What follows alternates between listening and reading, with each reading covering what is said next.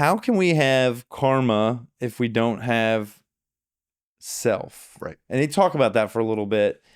And that one, so momentary particulars, we've got slices of things that occur. Cause and effect is a part of that because the momentarily particulars impact each other in a way that we can't necessarily figure out, right? Because there's something in between cause and effect, but yet they don't really touch. Phails at philosophy. If there's not a self and a memory, how does karma... So I die. We're going back to the thing I just released on, we talked about death. If I die, I'm this thing in this decaying body, and then I pop out of there and somehow go into another one. But I'm not self. I'm just whatever that is. I don't know what that is. I'm continuance. I'm continuance.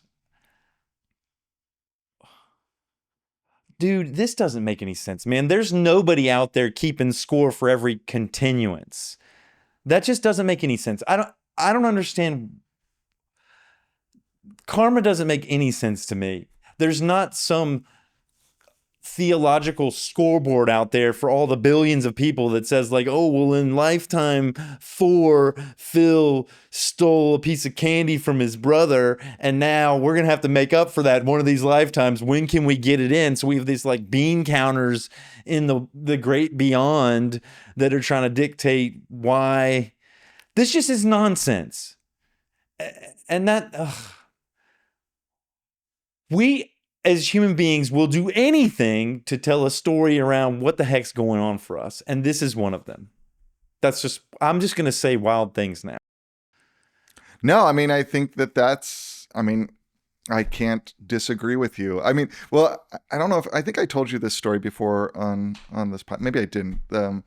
So in my early 20s, did I talk about one? Where you made up that we actually just released that you made up your own idea of afterlife of karma in order to kind of like, because it didn't make sense. You couldn't believe it. Yeah. You tried to for 2 years, right? Live it, and then you're like, no, I can't keep doing this. It's a farce. But it precisely what you're talking about is the not making sense to me that I just couldn't get past. Like it just didn't make sense. There's just people trying to trick us all. Like, this is why we want the masses. There's just like people that have authority out there that are saying we want the masses to behave, and we need to give them some reason to behave. It's just like you said before. I think that's getting back into that structure of blame again. I think that it's just part of who we are. Like, I think actually it's good to teach kids to do good. Right. I want my daughters. I want myself. I want to do good in this world. Right.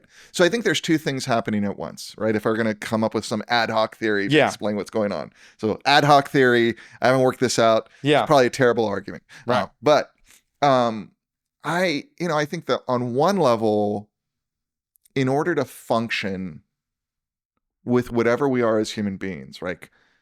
For a knot of experience or an eternal soul, whatever. Yeah. Like in this body, in this world, in order to function, we need to put together a map to operate in the world. We do.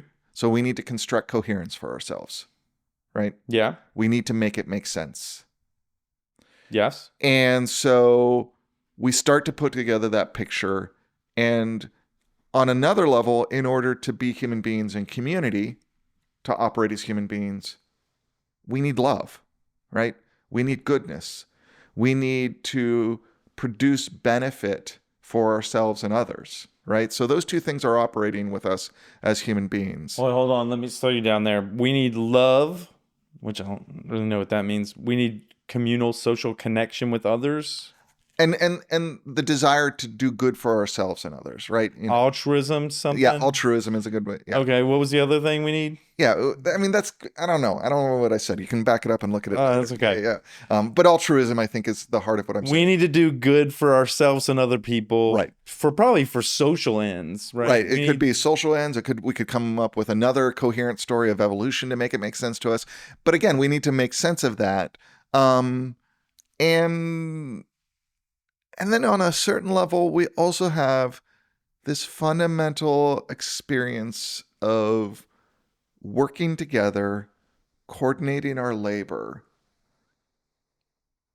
which requires some level of commitment and accountability to each other. But we're getting screwed now. Wait. You're jumping ahead. Okay. Let me. Because I was with you. I think what you were talking about, I thought of hunter-gatherers. Right. Where every man on deck, all woman on deck, everybody was on deck, everybody was accountable to each other. Right. Whether that's true or not, it's a good story, right? But that's the story we have to operate, is that I can give the community my love, And the community will give me back something in return. and in return I'll be taken care of because we all love each other. Because you're taking care of the community takes care of you. Right. And when I mentioned love before, you're like, I don't know what that means. But when that's because like we think of love as this like empty emotional but I think love is trust, and trust is concrete, and trust isn't just like Probably acceptance. Love is probably acceptance, but it's also and inclusion. But it's also concrete. Like, if I know I'm in a system of love, I know that you have obligations to me just as I have Responsibility, accountability. Right. Yeah. So we have to have that. And then we mix all those three up, right? We start projecting that out into the universal order. We start, thinking about it. We have to, in order for this to make sense, we have to like, oh, this must be the case. And maybe this is something that happens at a level of development of human beings when we reach out from our immediate communities, right? Because when we look at karma and rebirth and what it emerges in the Vedic materials, it aligns with urbanization. It aligns with the period of time in northern India when you see a transition from small where you knew everybody in the communities tribe to like you don't know everybody. Larger complex societies. And when we get into larger complex society, and it's not that those small communities are great, it's that they're more in your face. Well, I just think when you know everybody, right, when you know who you're impacting, I wanted to say when you know you're screwing over, but I'm like, let's take all that passion out of it. I'm going to dial it down a little bit. Right. When you know who is impacted by your actions, I think it impacts the way you behave. When the person that's impacted is faceless, is nameless, it's easy to objectify them or just make them. And I don't want to romanticize the small hunter-gatherer community or the village community, because when we look at those communities, they got their own problems. I'm sure they do. Right. But the difference is the problems are in your face, and so you can make sense of the problems because they're in your smaller face. System. Right. It's about the people. It's about the immediate interactions. It's not about these general principles of operating that are kind of blown out into this larger universal order. Yeah. So, Buddhism seems to make sense of that by then producing another universal order about nirvana, about release from that, about the Dharma. Freeing from samsara. Right. And I think that's the question for anyone encountering Buddhism. Does that work for you or not? It kind of works for me. It kind of doesn't. But that's why, if people ask me if I'm a Buddhist. You said you're not on the Buddhist train. I learn from Buddhism. I just released an episode where you said you weren't on the Buddhist train. I learn from Buddhism, but I think there's moves it makes that aren't necessary. I don't know if after I die I'm going to be reborn into some web of karma. I don't know if I'm going to go to heaven or hell. Like, all of these are irresolvables.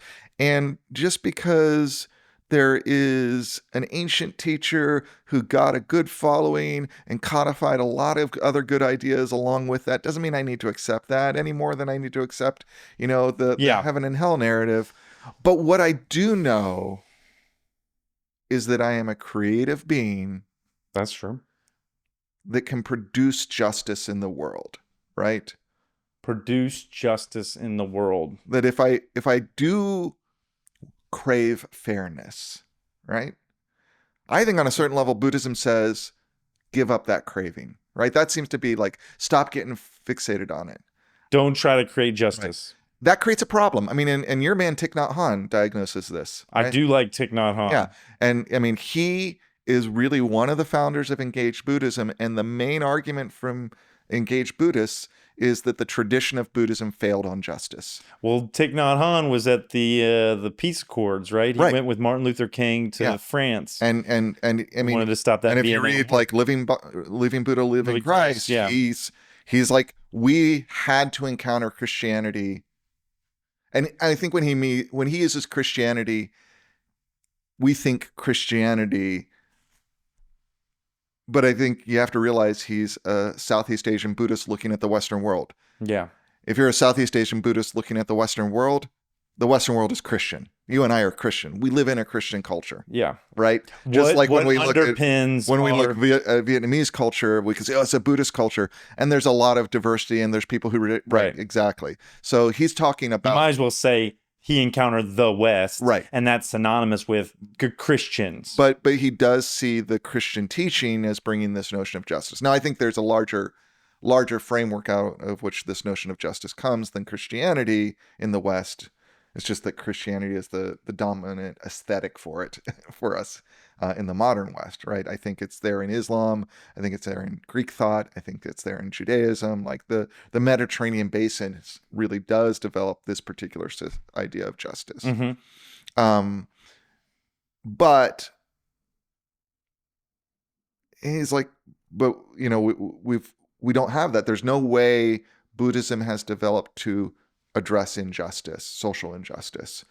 And then engaged Buddhists begin to say, well, how do we do that? How do we understand the way our tradition can reshape itself, right? And one of the nice things about Buddhism, if you're in that kind of reformist mind, is you've got this notion of successive turning of the wheels, right? That like in Mahayana Buddhism, that Buddhism comes, and that's the first turning of the wheel of the Dharma.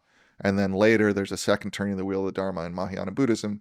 So you can always say, well, we're undergoing a third turning. There'll be another turning of the wheel. And those are understood as not necessarily rejections of past teachings, right? Mahayana Buddhism is not, I think, trying to say, throw out what we learned from the Buddha and the classical texts of Buddhism, but let's deepen our understanding of what's going on there through our experience as a community.